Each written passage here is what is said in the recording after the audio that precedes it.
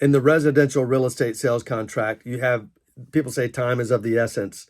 We're going to talk about the due diligence period right now. And all the contingencies, most all of them have a clock ticking. Like you've got an inspection period, a financing contingency, an appraisal contingency. You got to have the earnest money to them at a certain time. If you're paying cash, you got to have a proof of funds letter. If you didn't provide it with the offer, you got to have that to them at a certain time. But in the inspection period, let's say you got 10 days, you got to hurry up. You got to get an inspection scheduled. You've got in that 10-day period, before midnight on the 10th day, it has to be agreed upon what you are asking the seller to fix and what the seller agrees to fix. It has to be mutually agreed upon which repairs are going to be done before you close on it. Now that clock, as it's ticking, after the inspection, you come up with a list of what you're going to ask the seller to fix. You got to understand that if you ask the seller to fix 8 things, the seller may come back and say, we're only going to fix 6 of those things. It's not where you say, you fix these 8 things or we're going to walk. And they don't have to fix them in that 10 days. They have to agree to fix them. It's got to be fixed before you close. So that's why you do a walkthrough, to make sure the repairs were done, that and other things. So here's the deal. You inside that due diligence period, unless it's stated that you are taking it as is, that you don't have the right to request repairs, and there's a time and a place for that.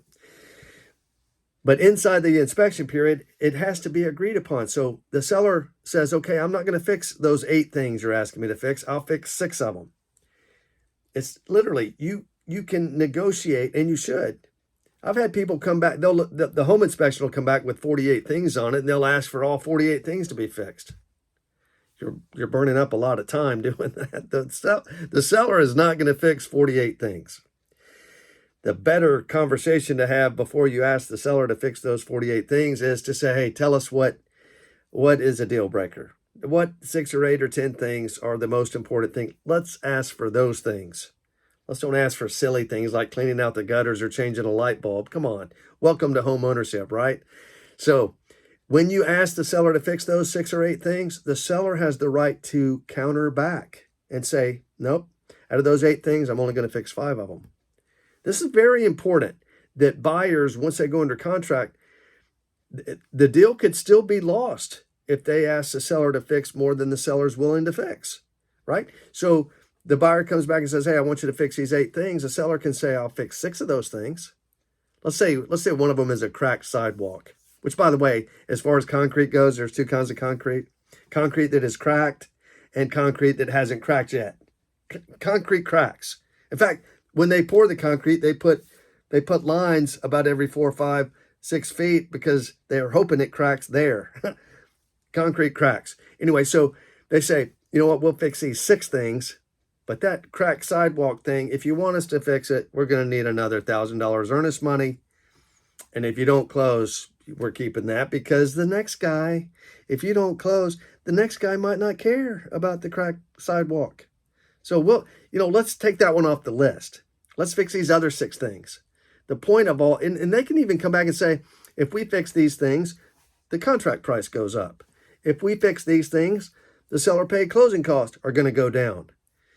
I mean, it's all negotiable. Inside of that 10-day, in this example, 10-day inspection period, both sides have the right to go back and forth. It has to be settled, though, before midnight of let's say it's a 10-day inspection period. It has to be settled before midnight on that 10th day. You can't just keep going back and forth. Let's say it's 10 o'clock at night on that 10th day. If you don't have it settled by then, you should be writing an extension of the due diligence period. Otherwise, you're going to be taking it as is. It has to be mutually agreed upon what the buyer and seller agree, what the repairs are going to be. It has to be agreed upon before the due diligence period expires. So you got to move fast. There it is explained. It's Reggie Moon. Call me anytime. Right there. Right there's a number.